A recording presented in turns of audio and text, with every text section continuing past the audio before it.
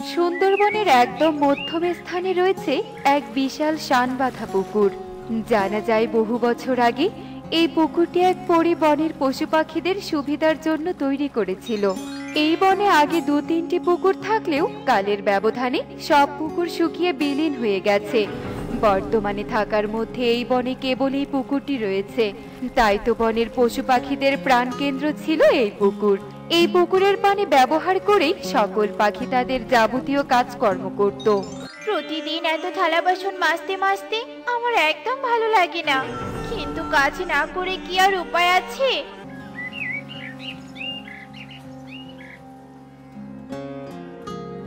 টোনা, তুমি বাড়িতেই থেকো, আমি থালা বাসনগুলো পুকুর থেকে মেজে আনছি।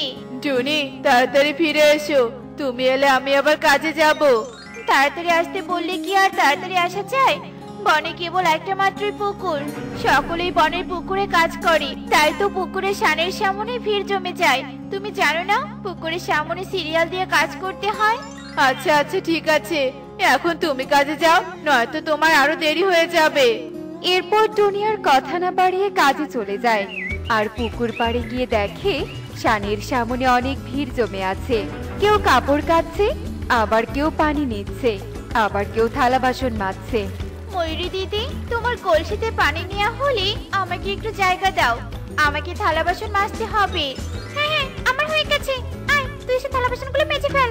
টুনি, তুই একটু পরে যা বাছা, আগে একটু আমি কলসি করে পানি নিয়ে যাই।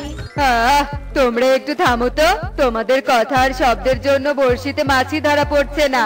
কেন রে কালু, কেন? তুই জানিস না এই সময় বনের মেয়ে বউ পাখি পুকুরে কাজে আসে? তুই এই সময় কেন মাছ ধরতে এসেছিস? হ্যাঁ, দোষটা তোর, বুঝেছিস? কালু দাদা, তুমি পুকুরের অন্যদিকে মাছ ধরো, আমরা এখন কাজ করছি, এখন তো এখানে মাছ ধরতে পারবে না। দূর দূর, আমি আজকে মাছই ধরবো না।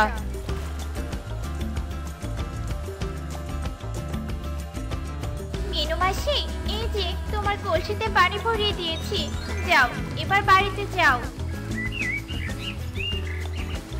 হায় হায় রে, এই গরমে যে আর পারা যাচ্ছে না, আর আমার এই ছাতা, এটা তো কোনো কামেরই না। ধর ধর ধর ধর, মরণের গরম মনে হয় সব আমারই লেগেছে। বৈশাখের গরমে পাকা ধানের উপর দিয়ে ছাতা মাথায় দিয়ে উড়ে যাচ্ছিল চম্পা ডাইনি। চম্পা ডাইনি তার শ্মশানের আশ্রয় ছেড়ে দিয়ে নতুন আশ্রয়ের উদ্দেশ্যে সুন্দর বনে এসেছে। কিন্তু এ বনে এসেও তার শান্তি নেই। প্রচন্ড গরমে তার নাজেহাল অবস্থা। দুপুর গড়িয়ে বিকেল হয়েছে, তাই রোদের তাপটাও এখন কম। বনের পাখিরা যে যার মতো কাজে ব্যস্ত। পুকুর পাড়েও এখন তেমন কেউ নেই। এমন সময় ডাইনি ছাতা মাথায় দিয়ে পুকুর ধারে আসে। আরে আরে, এটা তো একটা পুকুর, কি সুন্দর পুকুর, পুকুরের পানিগুলো অনেক স্বচ্ছ। আমি আমার আশ্রয় পেয়ে গেছি, এখন থেকে আমি এই পুকুরেই থাকবো, তবে আমার আর গরম লাগবে না, আর পুকুরের মাছ খেয়ে আমার দিন আনন্দে কেটে যাবে। এখন থেকে এই পুকুরের মালিক আমি। ডাইনি পুকুরটি দখল করে নেয়। ছাতা ফেলে দিয়ে ডাইনি এক লাফে পুকুরে নামে আর পুকুরের পানিতে আনন্দে সাঁতার কাটতে থাকে। এবার এই পুকুরের তলদেশে আমার নিজের জন্য একটা বাড়ি তৈরি করতে হবে। এরপর ডাইনি পুকুরের তলদেশে তার নিজের জন্য একটি বাড়ি তৈরি করে আর সেখানে আনন্দের সাথে বিশ্রাম নিতে থাকে। একটু পরেই তো বনে সন্ধ্যা লাগবে, এখন পুকুর পাড়ে কেউ থাকবে না।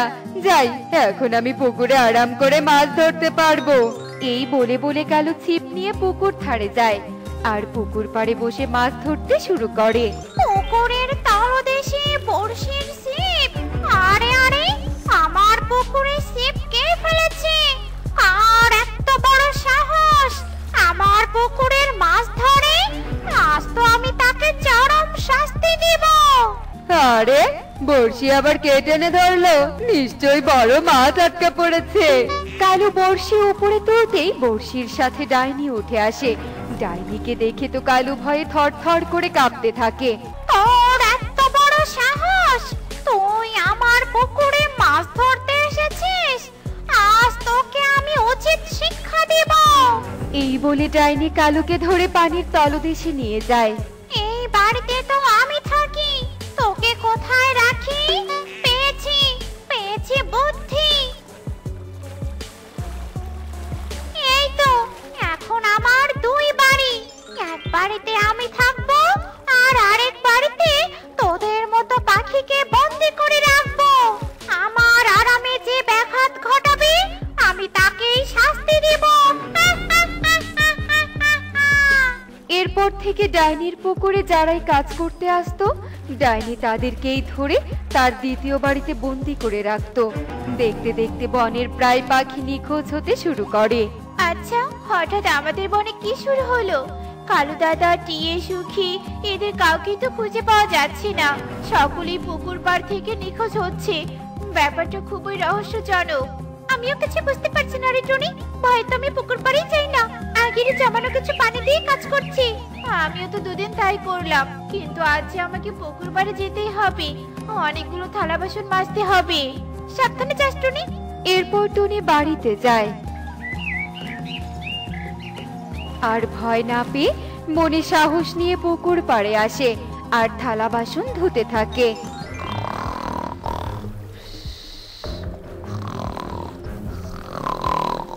কানের কাছে এমন ঝনঝন শব্দ কিসের?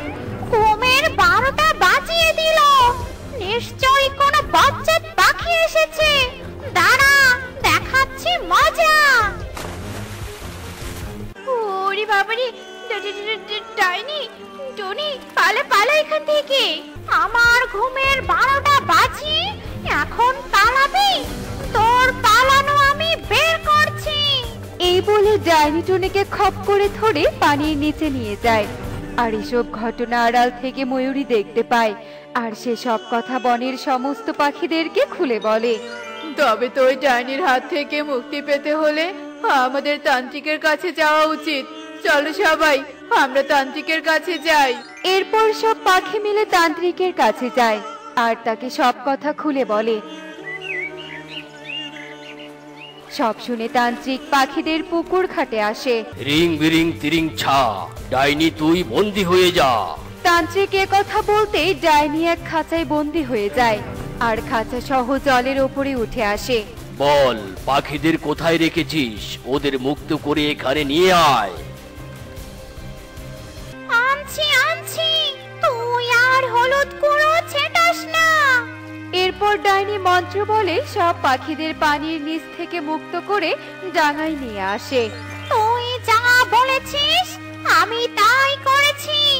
এবার আমাকে মুক্ত করে দে। আমি তোকে মুক্ত করব, কিন্তু একটা শর্তে। তোকে কথা দিতে হবে তুই এই বনের ধারের কাছেও আসতে পারবি না। আমি কথা দিচ্ছি, আমি অনেক বহু দূরে চলে যাব। এরপর তান্ত্রিক ডাইনিকে মুক্ত করে দেয় আর ডাইনি মুক্ত হয়ে চলে যায়। আর বনের পাখিরা ডাইনির হাত থেকে রক্ষা পায়। দেখলে তো বন্ধুরা, সব ভালো যার শেষ ভালো তার। এমনই সব মজার মজার শিক্ষণীয় টুনি পাখির গল্প দেখতে আমাদের সাথে থেকো। আর গল্পটি কেমন হয়েছে তা কমেন্টে জানাতে ভুলো না কিন্তু। Bye bye. টনি, শীত তো এসে গিয়েছে, চারদিকে অনেক কুয়াশাও পড়ছে। শীতের দুপুরে আমার যে খুব খিচুড়ি খেতে ইচ্ছে করছে। তুমি আজ দুপুরে খিচুড়ি রান্না করো, আমি বরং যাই ছাগলগুলোকে নিয়ে বনে ঘাস খাইয়ে নিয়ে আসি। আচ্ছা ঠিক আছে গো, আমি তোমার জন্য আজ দুপুরে খিচুড়ি রান্না করব। এই বলে টোনা ছাগলগুলো নিয়ে বনে ঘাস খাওয়ানোর উদ্দেশ্যে রওনা দেয়।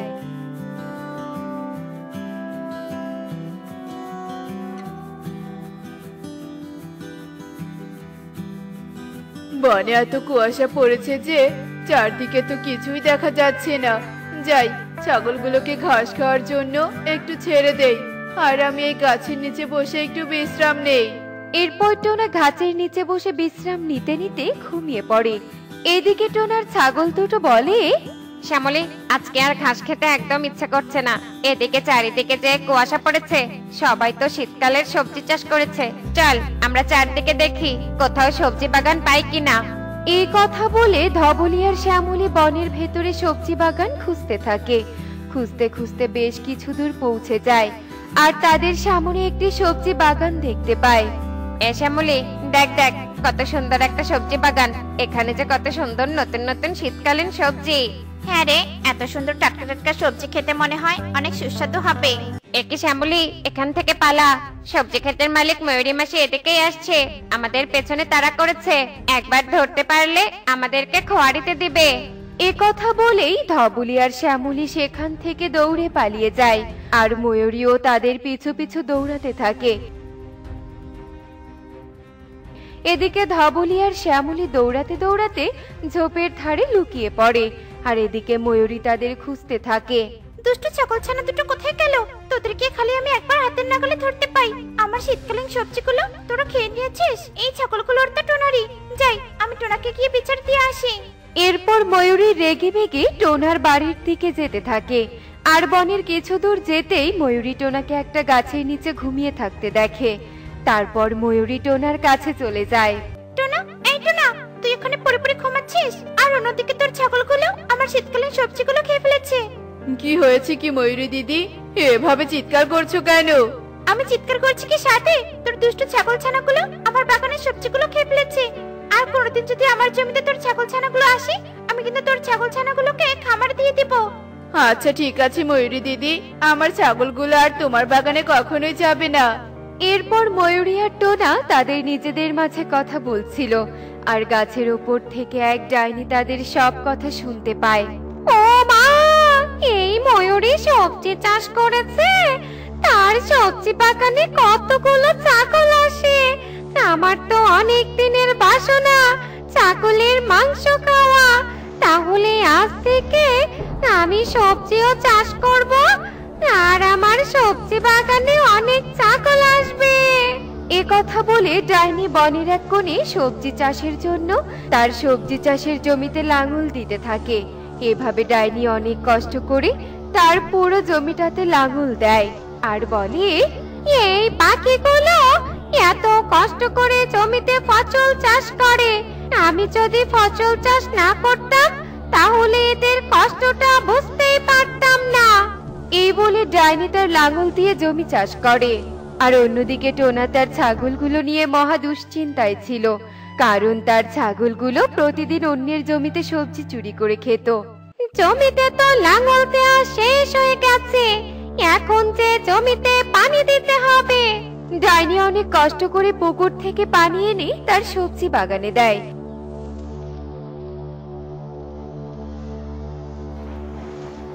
আর অনেকগুলো শীতকালীন সবজি চাষ করে।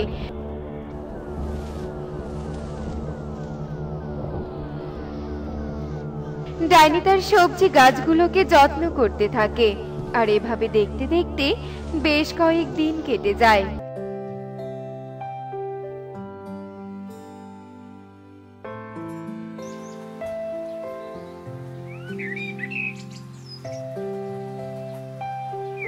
এদিকে ডাইনির সবজিগুলো অনেক বড় হয়ে যায় আর ডাইনি অপেক্ষা করতে থাকে কখন তার শিকার আসবে। আমার তো সবজিগুলো বেশ সুন্দর হয়েছে, এখন শুধু শিকার আসার পালা। এ কথা বলে ডাইনি তার জমির উপরে একটি গাছে বসে থাকে। অন্যদিকে টোনার ছাগলছানা ধবলি বলে, শ্যামলে চল আমরা বনে যাই আর বনে গিয়ে দেখি কোথাও নতুন সবজি পাই কিনা। না রে, আমি যাব না। আমাকে মালিক যেখানে ঘাস খেতে বলেছে আমি সেখানেই খাবো। আমি অন্যের সবজি চুরি করব না, তুই যা। ঠিক আছে, তুই এখানে থাক, আমি যাই। এরপর ধবলি শ্যামলের কোনো কথা না শুনে বনের গভীরে ডাইনির সেই সবজি চাষের জমিতে চলে যায় আর ডাইনি তাকে ধরে ফেলে।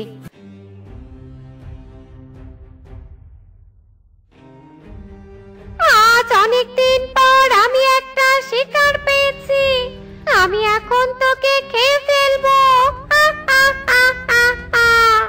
আমাকে তুমি খেও না, আমাকে ছেড়ে দাও, আমাকে ছেড়ে দাও।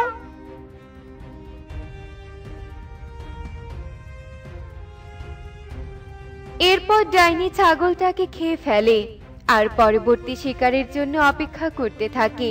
এভাবে বনের সব ছাগলকে ডাইনি খেয়ে ফেলে।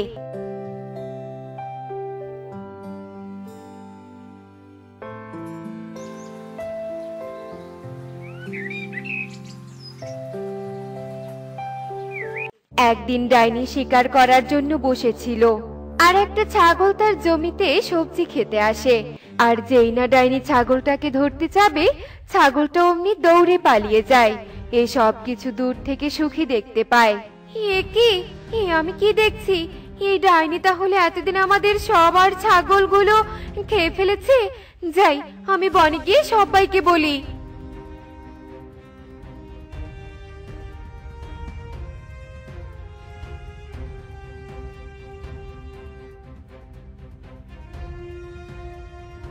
কি বলছো কি এসব সুখী দিদি? তাহলে এবার এই ডাইনির হাত থেকে আমরা বাঁচবো কিভাবে? ওই ডাইনি একে একে বনের সবার ছাগলগুলো তো খেয়ে ফেলছে।